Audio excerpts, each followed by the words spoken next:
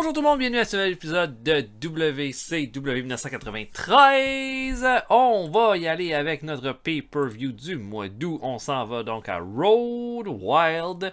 Et on a toute une carte de pay-per-view avec pas vraiment de surprise, je pense. Là, tous les matchs ont été pas mal tous annoncés d'avance. On va regarder ce qui s'est passé lors du dernier épisode par contre avant. On a commencé à World Wide qui a fait un 80 en show rating. Buddy Landell et les Taylor Twins des Blue Bloods ont battu Roddy Piper et la Can-Am Connection. Bobby Eaton a battu Awesome Kong et Terry Taylor a battu Johnny Ace. Power Hour qui a fait un 78. Dustin Rhodes a défendu son titre télé contre Billy Black pour un 75. Le Rock'n'Roll Express ont battu George South et Louis Spicoli et Owen Hart a battu Ultimo Dragon. Et à Saturday Night qui a fait un 94, qui est une grosse note pour un show weekly. Ric Flair a battu Scott Steiner pour le titre de champion du monde, pour défendre le titre de champion du monde pour un 99, avec intervention de Bobby Heenan et Lex Luger. Davey Boy Smith et Sting ont battu Hellman et Kevin Sullivan. Sid Vicious a battu Jack Victory. Les Killer Trailers ont défendu les titres par équipe contre Chris Jericho et Brian Lawler. Et Lex Luger a battu le Eagle. Nos champions donc avant le pay-per-view. Champion des États-Unis et Steve Austin avec un prestige de 100. Toujours pas de défense de titre. Il va affronter Big Van Vader au pay-per-view. Jushin Thunder Liger est le champion Cruiserweight, prestige de 71, 14 défenses de titre maintenant. Champion du monde Ric Flair, prestige de 103 défenses de titre. Champion Six-Man Tag, Steve Williams et Honor the Flag, le Eagle et le Patriot pour un prestige de 85. Les champions par équipe, le Great Sasuke et Stanton, le Killer Tritter avec un prestige de 87 et 13 défenses de titre. Ça commence à être pas mal intéressant pour eux en termes de défense de titre. Là. On a eu toujours des champions qui sont restés pas mal longtemps champions pour les ceintures par équipe depuis le début de notre partie.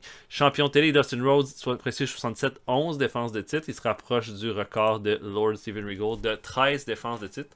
Et voilà pour ça. La carte qu'on devrait avoir pour le pay-per-view. Ric Flair contre Sid Vicious pour le main event. Sting et Davey Boy Smith contre les Hart Brothers. Scott Steiner contre Lex Luger. Brian Pillman contre Raven. Steve Austin contre Big Van Vader. Les Killer Trader contre Scholar et Kobashi. Piper, Eddie Guerrero, Can-Am Connection et Arn Anderson contre les Blue Bloods. Steve Williams et Honor the Flag contre Rick Flair, Flash Funk et Dirty White Boys pour les titres Six-Man Tag. Ricky Steamboat et Mitsuharu Misawa contre les Smooth Operators. Dustin Rhodes contre DDP contre Severn pour le titre télé. Jushin Thunder Liger contre Rey Mysterio Jr. Bobby Eaton contre Kurt Hennig et Brad Armstrong contre Shawn Michaels. Voilà. Donc, je vais avancer. Bon, il y a encore des problèmes de morale. Bon, on va y aller avec ceux qui ont. On va essayer d'aider ceux qui ont des matchs dans le pay-per-view. Là. On va donner 3000 à Raven. Et, tiens, Mysterio. Il est bien content. Donc, on va avancer. Je vais faire un middle un peu au hasard. Là. On va d'abord faire notre broadcaster. On va avec Turner Promia. Bon, incident avec Flair, Cactus Jack. Ric Flair a donné des trucs de Babyface à Cactus Jack. Et des trucs au micro à Steve Armstrong. Ric Flair a été bien utile. Ok, wow. Tiens, Art Bar. Qui a une renaissance en ce moment. Et Great Sasuke. Non. Pas d'amitié. Donc, je book Road Wild et on se voit après. Donc, voilà. À tantôt, tout le monde.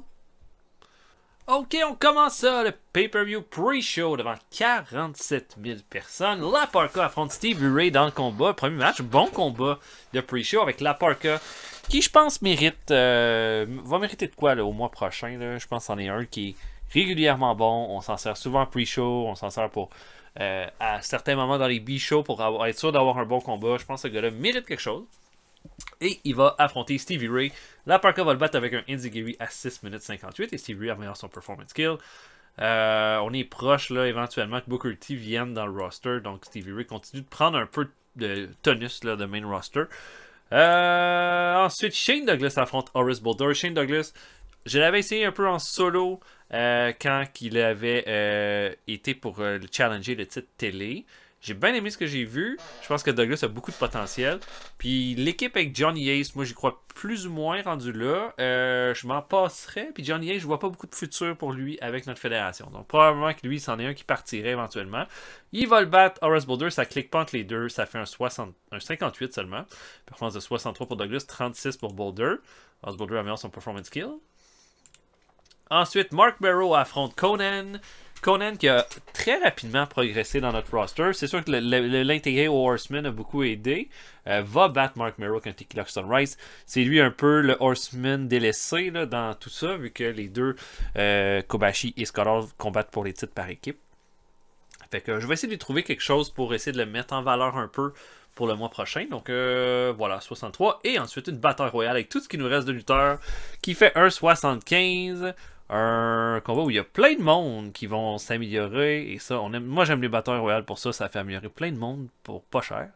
Et au final, le Final Four va être Kevin Sullivan, Samu, Joel Deaton et Dean Malenko. Et Kevin Sullivan, qui est avec nous depuis Day One, qui est toujours bon depuis Day One, va remporter la bataille royale. Je vais essayer d'y trouver quelque chose d'intéressant pour le mois prochain à Sullivan. Ça fait longtemps qu'on l'a utilisé. Il est encore convaincant en 93, donc voilà. Il y avait d'autres potentiels lutteurs qui auraient pu être intéressants, mais lui, je trouvais que c'était le mieux. Donc un 75. On ouvre officiellement le show avec le championnat par équipe, le Killer Thriller qui défendent les titres par équipe contre Kenta Kobashi et Scott Hall pour un 88, ce qui est très solide pour un opener, et dans un combat très partagé. Là. Et puis vous imaginez, je veux dire, ce combat-là serait... J'aimerais vraiment ça voir ce combat-là en vrai. Mais au final, Kevin Sullivan, bon, il va y avoir intervention de Conan, là, alors que l'arbitre va être distrait. Sasuke va essayer une attaque, un springboard à troisième corde, mais Conan va le faire trébucher. Et Scott Hall va le mettre entre ses jambes pour un crucifix powerbomb. Et Kenta Kobashi et Scott Hall deviennent nos nouveaux champions par équipe. Le règne des Killer Thriller a été vraiment bon. Je trouvais que c'était une bonne façon d'occuper Hanson, d'avoir des combats de qualité, de monter Sasuke. En même temps, mais aussi on a Kobashi puis Hall. Kobashi est en pleine montée, Hall est vraiment aux portes du main event, il est vraiment solide, ses performances sont bonnes, mais en ce moment c'est très pacté dans le main event scene, donc je me dis on va lui donner ça, puis ça va permettre à Kobashi d'avoir des bons combats de qualité. Je pense que Kobashi et Scott Hall vont donner des meilleurs combats que Sasuke et Hanson, mais ils ont été très bons pour ce qu'ils ont fait le temps qu'ils ont été là. Donc un 88 pour ce combat-là. On a ensuite Brad Armstrong qui affronte Shawn Michaels, un combat de 77. Je me attendais un petit peu mieux, mais c'est pas grave. Imaginez que Armstrong donne vraiment tout ce qu'il y a, puis Shawn Michaels est surpris de l'efficacité, la rapidité de Armstrong durant tout le combat. Mais au final, Michael va le surprendre avec un Sweet Shine Music à 14-15 et va l'emporter. Vraiment, une belle performance de 88 pour Michaels qui a vraiment pris du galon. Là. Je l'aime bien. Je l'aime bien. Ensuite, un 10-man tag team match. Doug Furnace, Phil LaFon, Eddie Guerrero, Roddy Piper et Arn Anderson contre les Blue Bloods, Lendl, Dave Taylor, David Taylor, Lance Storm et Lord Steven Regal. Un excellent match de 87. Je suis pas mal surpris de la qualité. Je m'attendais pas aussi haut que ça. Je regarde ça. La meilleure performance revient à Arn Anderson et Piper, 86 et 85. Du côté des Heels, 80 pour Regal. Mais Dave Taylor, 76. Storm 69, David Taylor, Buddy Lendl, ça monte. Fait qu'un bon combat, pas d'élimination, c'était juste un 5-on-5. Et puis, à mon avis, il fallait absolument que les Blue Bloods gagnent ça parce qu'ils perdaient tous leurs combats en pay-per-view depuis qu'on a fait le clan. Donc là, c'était important qu'ils gagnent en plus contre des gars de talent qui avaient de l'autre côté. Il va cependant y avoir un moment un petit peu awkward dans le combat où est-ce que Piper... en fait, Piper a enfermé un de ses adversaires, là, un des Taylor Twins, dans un Steeper Hold. L'arbitre essaye de couper, de l'arrêter parce que c'est Guerrero qui est le legal man. Guerrero, lui, va faire un frog splash sur Dave Taylor.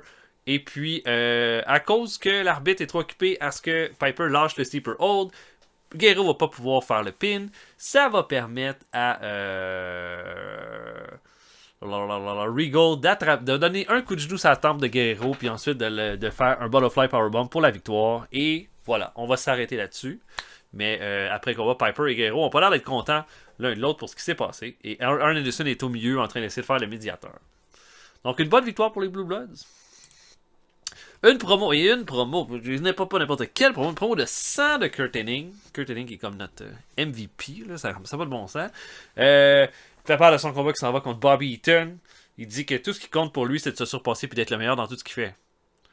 Qu'importe la façon qu'il se rend pour y aller, quand il a été le plus... Il a été champion des États-Unis, puis quand il a été champion des États-Unis, le titre était plus important que le champion mondial. Ben maintenant, il va prendre les pas nécessaires pour se rendre jusqu'au champion mondial. Et ce soir, Bobby Eaton, t'es mieux de me donner un combat qui vaut la peine. Puis t'as fait plus que 5 minutes parce que moi, je pourrais durer toute la nuit. 100. On adore Kurt. Brian Pillman et Raven font 91. Solide combat. Encore une fois, hein, Raven... Des bonnes promos, mais les performances sont toujours pas incroyables. 71. C'est un petit peu décevant. C'est un peu une performance de mid-carder, mais lui est rendu un main event. Fait que je peux pas le faire gagner dans une situation comme ça. Puis Pillman va le gagner avec un Pillman dans un combat de 20 minutes. 91, c'est excellent aussi. Voilà, c'était un gros brawl, hein. Les deux ont brawlé tout le mois à se battre n'importe où. C'est un combat qui était mélangé à la haute voltige avec un peu comme de brawl. Puis Pillman va l'emporter, je pense qu'il en avait besoin aussi. Bon match, belle performance, bien aimé, 91. Mitsuharu Misawa et Ricky Steamboat contre les Smooth Operators fait un 84. Vraiment content. Comme là, regardez, là, je parlais par rapport à Raven, par rapport à ses performances. Hard Bar, qui est pas du tout dans la même catégorie que Raven en ce moment. Je ne considérais jamais Hardbar comme un main eventer dans ma game. A 70 de performance, Raven fait 71. Mais Raven a eu bien plus de matchs, bien plus d'opportunités. Fait que, voilà. Mais Mitsuhawa et Steamboat affrontent les Smooth Operators. Bon combat de 84, performance de 85 pour Steamboat, 78 pour Misawa. Ça va bien. Par et Candido ont une bonne chimie. Je pense que c'est une équipe qu'on est en train de consolider là, dans notre roster. Mais c'est quand même Steamboat et Misawa qui vont l'emporter. Steamboat va faire un diving crossbody à Hardbar à 13 minutes 1 pour la victoire. Peut-être que j'aurais pu donner une victoire aux Smooth Operators pour essayer de les amener plus loin dans le roster, tout ça. Mais maintenant, j'ai des nouveaux champions par équipe qui sont heal. J'ai pas vraiment de raison de les intégrer plus que ça. Ils ont fait un beau travail, ils ont fait un bon combat, ils ont eu des segments, ils se sont améliorés, ils ont gagné l'overness, c'est ça qu'on voulait dans le mois, c'est exactement ça qui s'est passé. Pour Misawa et Steamboat, il faut garder leur statut fort. Steamboat qui est un peu en fin de carrière, mais est encore solide. Misawa qui est à un cheveu là, d'aller un petit peu plus loin. Donc je pense qu'il avait besoin de cette victoire-là. Steiner contre Luger. Ouh, seulement 79. Bon, là d'abord, il a fallu que je fasse un Keep Strong parce que Luger voulait pas perdre. Donc c'est pour ça que le combat est pas si bon que ça. J'ai bien fait de pas le mettre au milieu de la carte aussi. On aurait eu un combat qui aurait été dans le 90. Sinon, si Luger avait gagné, t'sais. Ou si j'avais accepté que Luger perde du moral. Puis tout ça. Mais dans le fond, dans un combat partagé, où Luger va vraiment tout essayer, tricher sur Steiner qui semble avoir un autre gear depuis qu'il est revenu de sa blessure. Steiner va surprendre Luger avec un Frankensteiner pour la victoire à 19 minutes 22. Et là, tout le monde n'en vient pas. Luger en est pas un qui perd des combats souvent. Donc, cette victoire-là de Steiner est quand même importante. Sauf que Steiner n'a pas du tout aimé. Hein? Luger lui a fait perdre une opportunité pour le titre. Bobby Heenan aussi. Et Steiner va attraper Luger, va le lever à bout de bras et va le lancer carrément sur la table des commentateurs en bas du ring. Et là, personne n'en revient à ce spot-là. Luger est complètement fini. Les agents arrivent pour essayer d'aller aider Luger. Steiner attrape Bobby Heenan par le chignon, le remet dans le ring et l'enferme dans le Steiner Recliner. Bobby Heenan perd connaissance. Et là, Steiner comme a l'air d'avoir un autre gear. Là, dans le sens, pas un gear comme Bret Hart avait où ce qui snappait là, dans notre partie, mais plus un gear genre Don't fuck with me now. Et ça va se faire comme ça. 99. Ça rattrape le combat. Donc c'est très bien. Promo de Ric Flair parce qu'on peut pas avoir un 100. Ça ne peut qu'être 99. Par de Sid Vicious. Dit que. Par de Sid Vicious en disant Sid Vicious, tu penses que tu vas pouvoir prendre le titre de champion du monde. Pourquoi? Parce que tu m'as battu à Starrcade il y a longtemps de tout ça maintenant. La vérité, Sid Vicious, c'est que oui, tu m'as battu une fois. Bravo! C'est la plus grosse victoire de ta carrière, le plus gros applaudissement que tu auras jamais. Mais tu sais quoi? Je suis un génie de la lutte. Un génie, un scientifique du ring. Puis j'ai exactement vu toutes les façons que je pouvais pour te battre. Puis je vais les utiliser ce soir. You're a one-trick pony, Vicious. I'll take care of you. 99. Championnat télé, Dustin Rhodes défend contre Dan Severn et Diamond Dallas Page. Et bon, c'est un peu un handicap match parce que Severn est le garde du corps de Diamond Dallas Page. Et durant tout le combat, Severn va laisser DDP faire les pins sur Dustin Rhodes pour lui donner une victoire. Mais Rhodes, en bon champion, n'arrête pas, jamais, continue de foncer vers l'avant, se bat contre les deux lutteurs, est intelligent, va passer proche de le remporter à plusieurs moments. Et il va même, là, DDP va aller sur la troisième corde pour faire un saut. Rhodes va l'intercepter, va le lancer en bas du ring. Et au moment où il fait ça, Severn attrape Rhodes de dos et l'enferme dans le Beast Choker, un espèce de Dragon Sleeper. Et Dustin Rhodes abandonne. Et là, tout le monde est sous le choc. Dan Severn a gagné. Il y a eu une opportunité, là, alors que DDP était supposé gagner parce qu'il dit « Ah, tu vas me donner toutes les chances de gagner, blablabla. » DDP n'était pas dans le ring. Severn a eu une opportunité. Il l'a pris. Il devient le nouveau champion télé de la WCW à moins de 5 matchs avec nous. Et là, DDP en revient pas. Il remonte dans le ring, voit Severn. Severn qui est de glace. Il n'est même pas content ou triste d'avoir gagné. Il fait juste lever le titre télé dans les airs. Et là, DDP a l'air vraiment frustré, sauf que là, il voit que Severn le regarde et là, il fait « Oh, ok, ouais, félicitations, bravo, bravo, comme veut pas fâcher Severn. » Et les deux repartent ensemble, mais clairement, DDP est mécontent. Des performances de 76 pour DDP et Rhodes, c'est très bien. Severn améliore son flying skill, DDP son performance skill. Très content.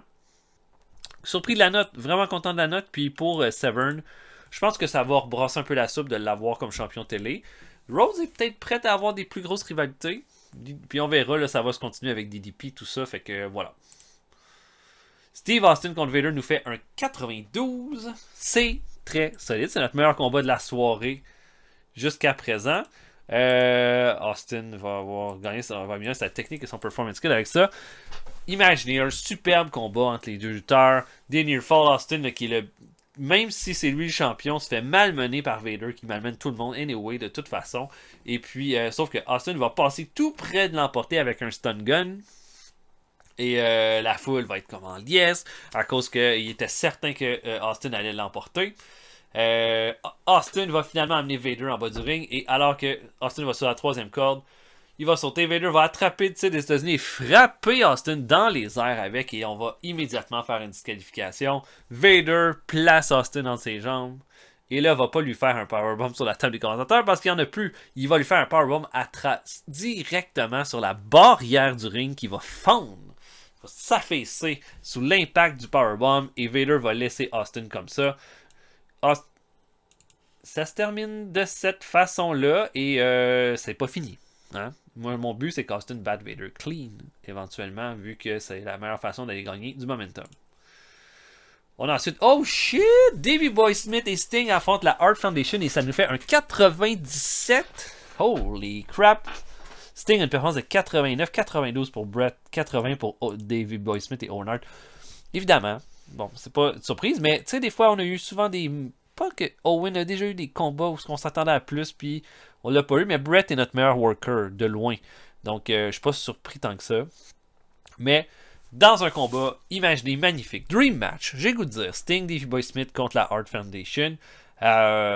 Combat super partagé entre les deux équipes, mais au final, je pense que ce que j'avais besoin, c'est que Owen soit celui qui est le plus crédibilisé dans le combat, vu que c'est un peu lui qui est revenu, mais c'est un peu le laquais, le fils, le frère de Brett est très over à cause depuis son heel turn.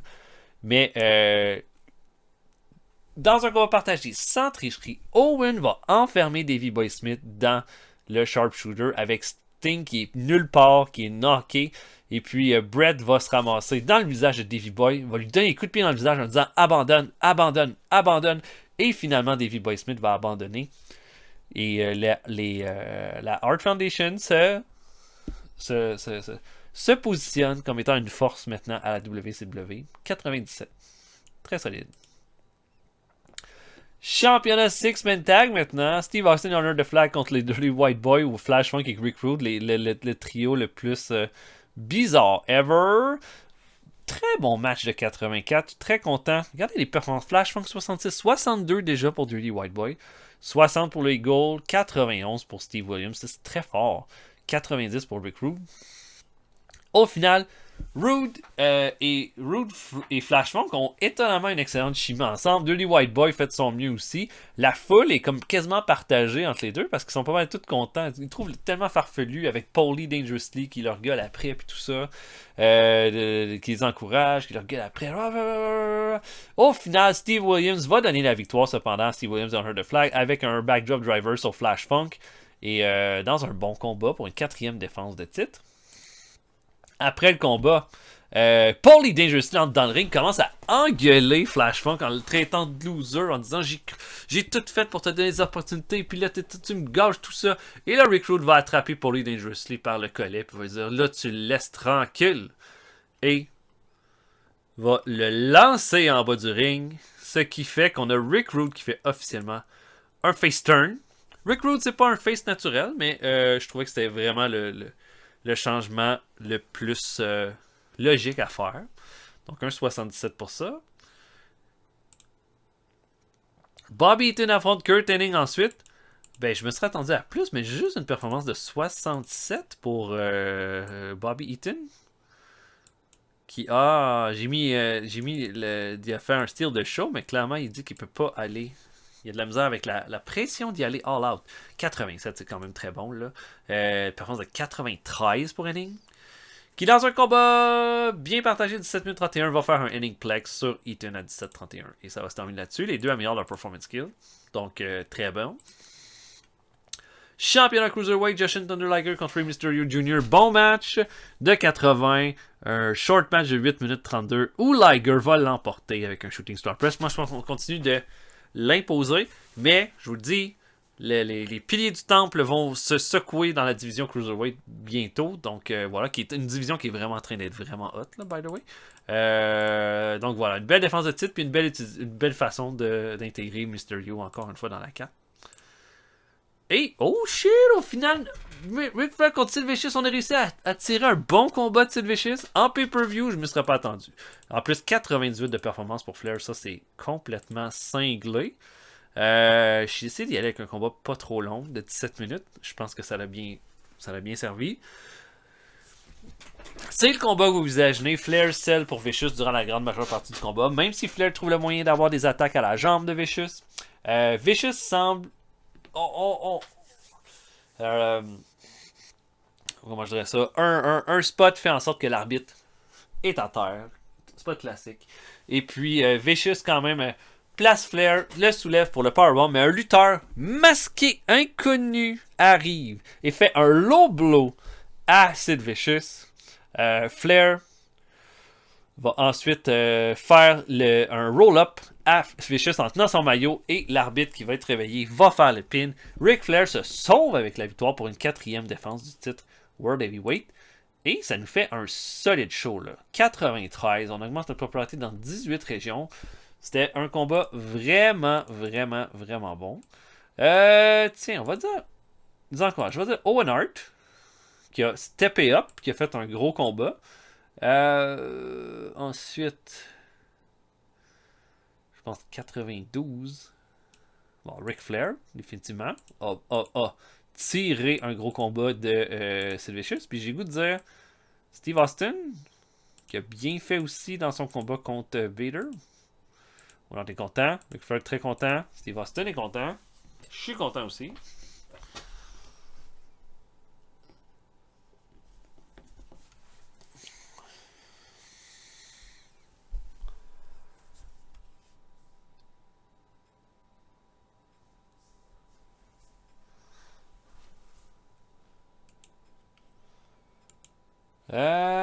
Bon, on a le retour de Mike Rotundo. NWA qui fait des offres à une couple de lutteurs. Mike Awesome revient aussi avec nous. Ok, il y a des opinions là. On a fait .41, je sais pas si c'est bon. Bon, Dustin Rhodes dit que Chris Benoit n'a pas de charisme. Ok, c'est pas cool. Constantine dit que Bill Black ne connecte pas avec les fans. Steve Austin dit que Braun ne connecte pas avec les fans. Wow, vous êtes bien bitch aujourd'hui. Bon, Steven Regal dit que le Lightning Kid est bon dans le ring. Roddy Piper dit que Steve Armstrong est bon dans le ring. Et que Kurt Angle dit que Brian Lawler est en train de devenir un bon worker. Effectivement, je suis d'accord avec toutes ces opinions-là. C'était SummerSlam en même temps qui a fait un 79 où Michael Hayes a battu Hawk pour garder le titre champion du monde. Million Dollar Man a battu Brutus Beefcake. Beefcake est revenu. Martel a battu le Barbarian pour garder le titre intercontinental. Animal a battu Aku. Les Twin Towers ont battu les Nasty Boys. 77, c'est quasiment le meilleur combat de la soirée. Kato a battu Coco Beware. Team Edge a battu Jim Neidhart et Rick Steiner. Team Edge, ok, c'est Big John Studd et Ken Patera. Oh, wow, ils sont tellement vieux.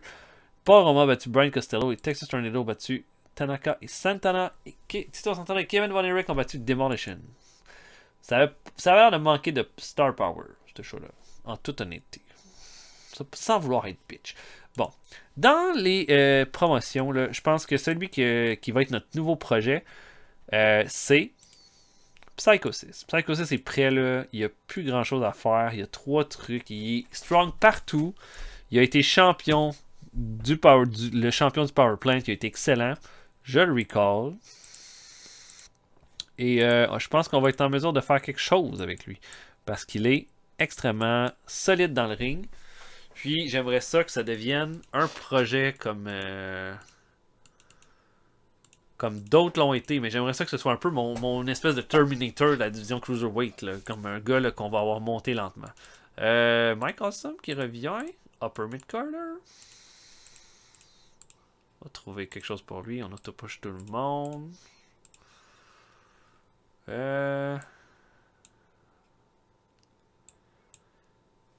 Ok. Bon, j'irai pas plus loin que ça. On va se voir pour un prochain épisode, j'espère pas trop tard. J'espère que vous avez apprécié. On va se voir pour un prochain épisode bientôt. Salut tout le monde, à la prochaine.